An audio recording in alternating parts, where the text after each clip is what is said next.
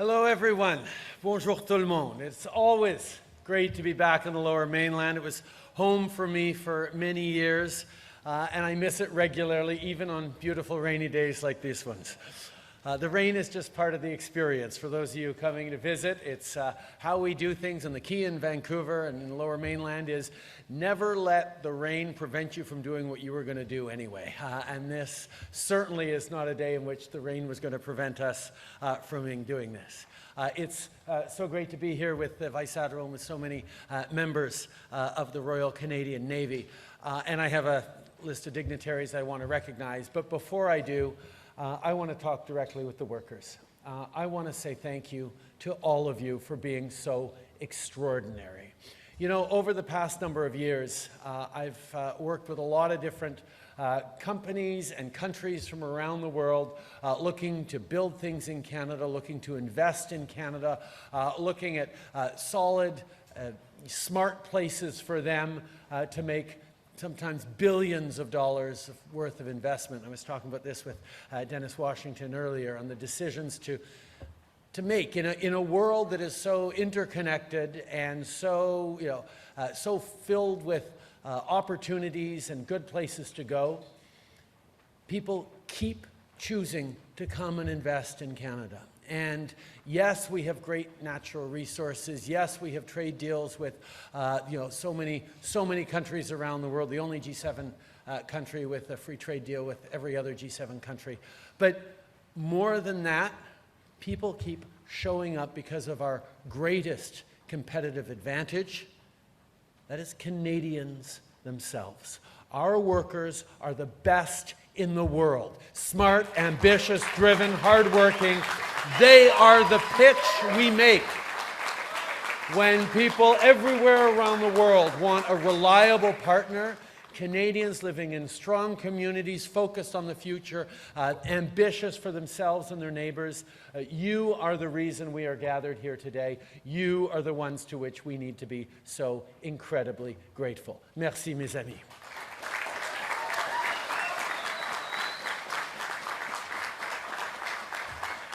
Mayor Buchanan, thank you for your welcome.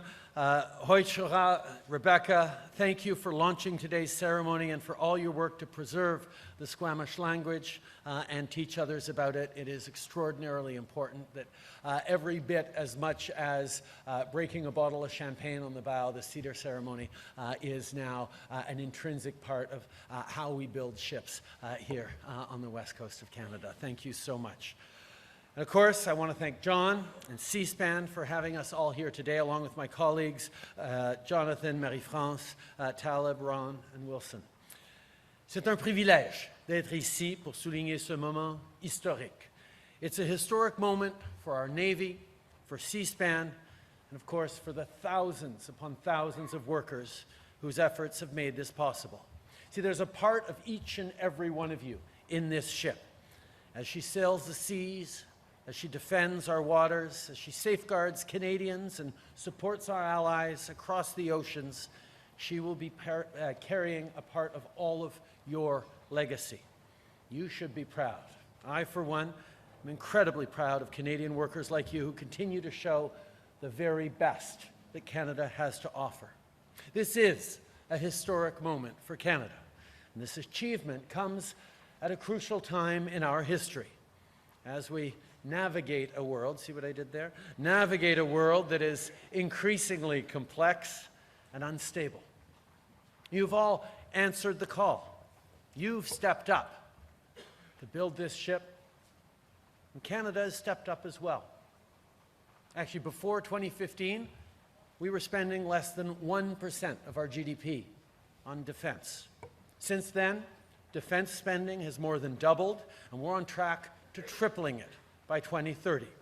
We're investing in armored vehicles, aircraft, submarines, icebreakers, and warships.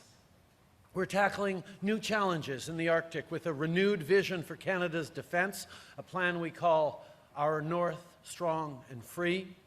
Our new Arctic foreign policy, with which we're building a secure, prosperous, and stable Arctic in partnership with Indigenous peoples.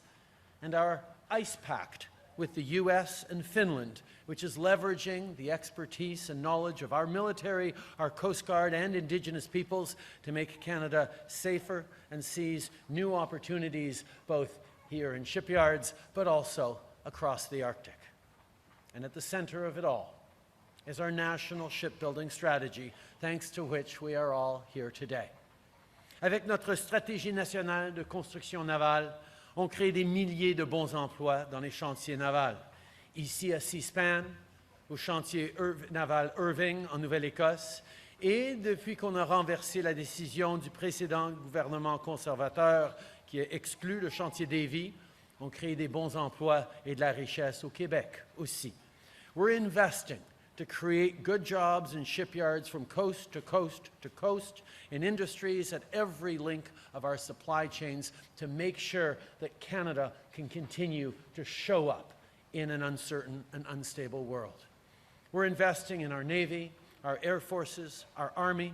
We're investing in our businesses. We're investing in our workers. We are investing in Canadians, because that is the best investment a government can make. Confident countries invest in themselves, and that is what we are doing here today, and that's what we're showing. Of course, I'm not the only one to think that.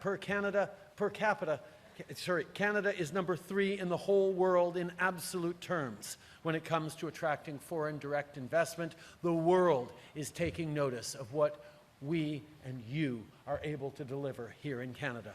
Investors from every corner of the world invest in Canada, invest in Canadian workers because they know it's a smart investment. And we know that too.